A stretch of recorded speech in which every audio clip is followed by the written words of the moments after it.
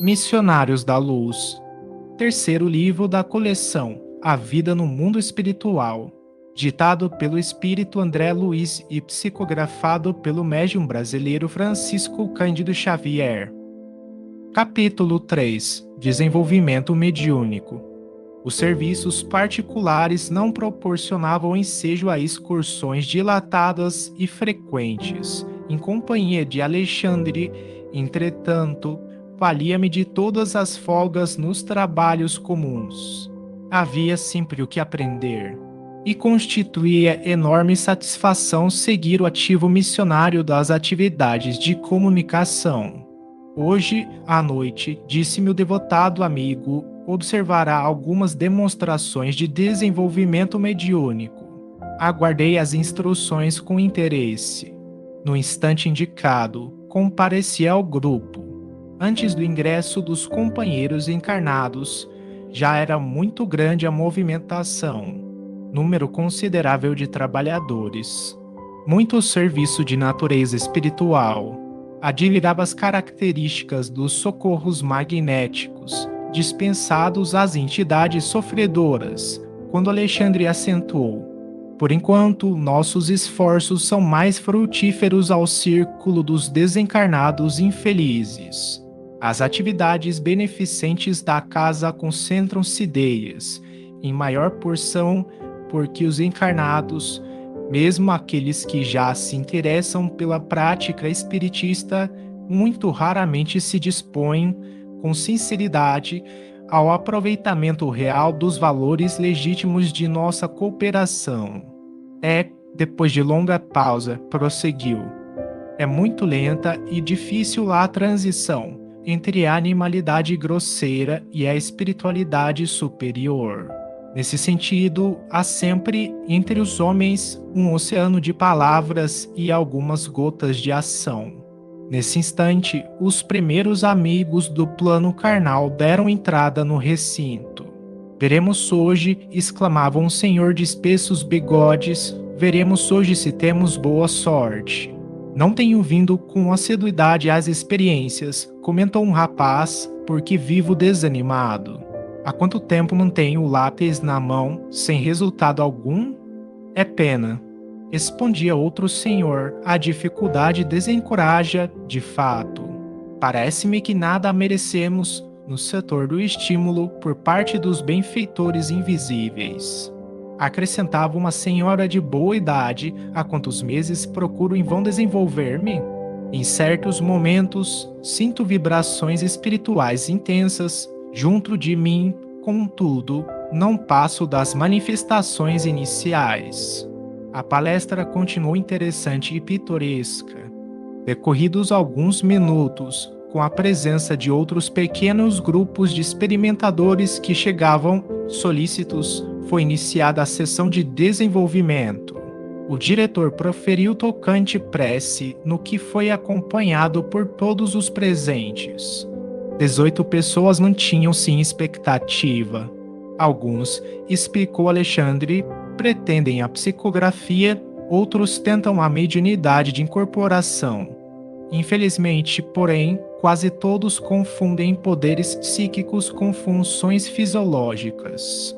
Acreditam no mecanismo absoluto da realização e esperam um progresso eventual e problemático, esquecidos de que toda edificação da alma requer disciplina, educação, esforço e perseverança. Mediunidade construtiva é a língua de fogo do Espírito Santo, luz divina para a qual é preciso conservar o pavio do amor cristão, o azeite da boa vontade pura. Sem a preparação necessária, a excursão dos que provocam o ingresso no reino invisível é, quase sempre, uma viagem nos círculos de sombra. Alcançam grandes sensações e esbarram nas perplexidades dolorosas. Fazem descobertas surpreendentes e acabam nas ansiedades e dúvidas sem fim. Ninguém pode trair a lei impunemente e, para subir, espírito algum dispensará o esforço de si mesmo no aprimoramento íntimo, dirigindo-se de maneira especial para os circunstantes. O instrutor recomendou: observemos. postara-se ao lado de um rapaz que esperava, de lápis em punho, mergulhado em fundo silêncio. Ofereceu-me Alexandre o seu vigoroso auxílio magnético e contemplei-o com atenção. Os núcleos glandulares emitiam pálidas irradiações. A epífise principalmente semelhava-se à reduzida semente algo luminosa. Repare no aparelho genital, aconselhou-me o instrutor, gravemente. Fiquei estupefato. As glândulas geradoras emitiam fraquíssima luminosidade que parecia abafada por aluviões de corpúsculos negros a se caracterizarem por espantosa mobilidade. Começavam as movimentações sob a bexiga urinária e vibravam ao longo de todo o cordão espermático, formando colônias compactas nas vesículas seminais, na próstata, nas massas mucosas uretrais, invadiam os canais seminíferos e lutavam com as células sexuais, aniquilando-as. As mais vigorosas daquelas feras microscópicas situavam-se no epidídimo, onde absorviam, famélicas, os embriões delicados da vida orgânica. Estava assombrado. Que significava aquele acervo de pequeninos seres escuros? Pareciam imantados uns aos outros na mesma faina de destruição. Seriam expressões mal conhecidas da sífilis. Enunciando semelhante indagação íntima, explicou-me Alexandre, sem que eu lhe dirigisse a palavra falada. Não, André, não temos sob os olhos a espiroqueta de Chaudin, nem qualquer nova forma suscetível de análise material por bacteriologistas humanos. São bacilos psíquicos das torturas sexuais produzidos pela sede febril de prazeres inferiores. O dicionário médico do mundo não os conhece e, na ausência de terminologia adequada aos seus conhecimentos, chamemos-lhes larvas, simplesmente. Têm sido cultivados por este companheiro, não só pela incontinência no domínio das emoções próprias, através de experiências sexuais variadas, senão também pelo contato com entidades grosseiras, que se afinam com as predileções dele, entidades que o visitam com frequência à maneira de imperceptíveis vampiros. Pobrezinho ainda não pôde compreender que o corpo físico é apenas leve sombra do corpo perispiritual. Não se capacitou de que a prudência em matéria de sexo é equilíbrio da vida e, recebendo as nossas advertências sobre a temperança, acredita ouvir remotas lições de aspecto dogmático exclusivo no exame da fé religiosa, a pretexto de aceitar o império da razão pura. Na esfera da lógica, admite que o sexo nada tem que ver com a espiritualidade, como se esta não fosse a existência em si. Esquece de que tudo é espírito, manifestação divina e energia eterna. O erro de nosso amigo é o de todos os religiosos que supõem uma alma absolutamente separada do corpo físico, quando todas as manifestações psicofísicas se derivam da influenciação espiritual. Novos mundos de pensamento raiavam-me no ser. Começava a sentir definições mais francas do que havia sido terríveis incógnitas para mim, no capítulo da patogenia em geral.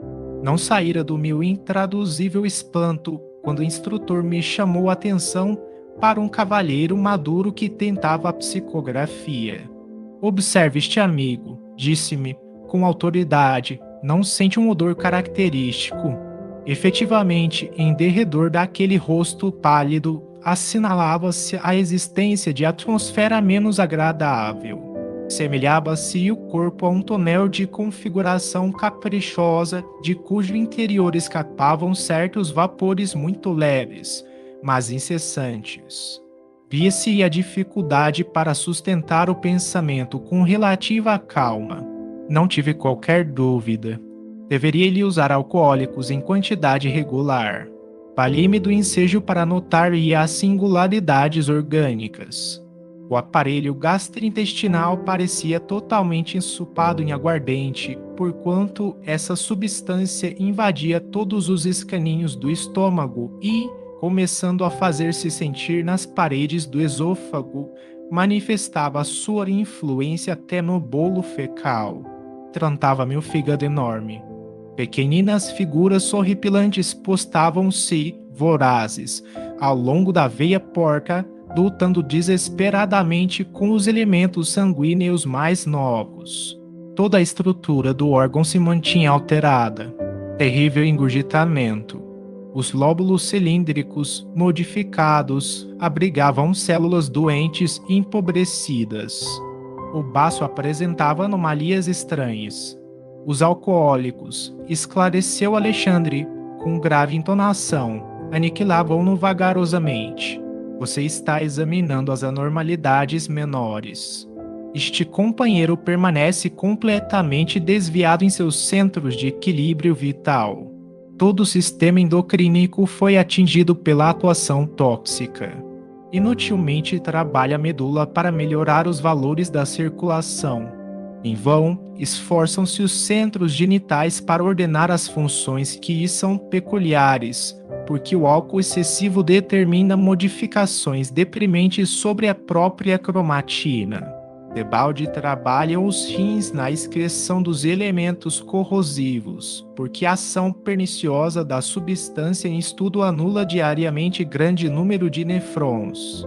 O pâncreas, viciado, não atende com exatidão ao serviço de desintegração dos alimentos. Larvas destruidoras exterminam as células hepáticas. Profundas alterações modificam-lhe as disposições do sistema nervoso vegetativo e, não fossem as glândulas sudoríparas, tornar-se-ia talvez impossível a continuação da vida física. Não conseguia dissimular minha admiração. Alexandre indicava os pontos enfermiços e esclarecia os assuntos com sabedoria e simplicidade tão grandes que não pude ocultar o assombro que se apoderara de mim. O instrutor colocou-me, em seguida, ao lado de uma dama simpática e idosa. Após examiná-la, atencioso, acrescentou: repare nesta nossa irmã. É candidata ao desenvolvimento da mediunidade de incorporação. Fraquíssima luz emanava de sua organização mental e, desde o primeiro instante, notara-ia as deformações físicas. O estômago dilatara-se horrivelmente e os intestinos pareciam sofrer estranhas alterações. O fígado, consideravelmente aumentado, demonstrava indefinível agitação. Desde o duodeno ao sigmoide, notavam-se anomalias de vulto.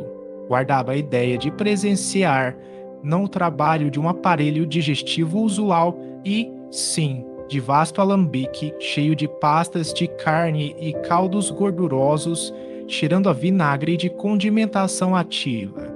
Em grande zona do ventre superlotado de alimentação, viam-se muitos parasitos conhecidos, mas, além deles, divisava outros corpúsculos semelhantes a lesmas voracíssimas, que se agrupavam em grandes colônias, desde os músculos e as fibras do estômago até a válvula ileocecal. Semelhantes parasitos atacavam sucos nutritivos, com assombroso potencial de destruição. Observando-me a estranheza, o orientador falou em meu socorro. Temos aqui uma pobre amiga desviada nos excessos de alimentação. Todas as suas glândulas e centros nervosos trabalham para atender às exigências do sistema digestivo. Descuidada de si mesma, caiu na glutonaria crassa, tornando-se presa de seres de baixa condição. E porque me conservasse em silêncio, incapacitado de argumentar ante ensinamentos tão novos, o instrutor considerou: perante estes quadros, pode você avaliar a extensão das necessidades educativas na esfera da crosta. A mente encarnada engalanou-se com os valores intelectuais e fez o culto da razão pura, esquecendo-se de que a razão humana precisa de luz divina. O homem comum percebe muito pouco e sente muito menos. ante a eclosão de conhecimentos novos, em face da onda regeneradora do espiritualismo que banha as nações mais cultas da Terra angustiadas por longos sofrimentos coletivos. Necessitamos acionar as melhores possibilidades de colaboração para que os companheiros terrestres valorizem as suas oportunidades benditas de serviço e redenção. Compreendi que Alexandre se referia veladamente ao grande movimento espiritista em virtude de nos encontrarmos nas tarefas de uma casa doutrinária, e não me enganava, porque o bondoso mentor continuou a dizer, gravemente: o espiritismo cristão é a revivescência do Evangelho de nosso Senhor Jesus Cristo, e a mediunidade constitui um de seus fundamentos vivos. A mediunidade, porém, não é exclusiva dos chamados médiuns.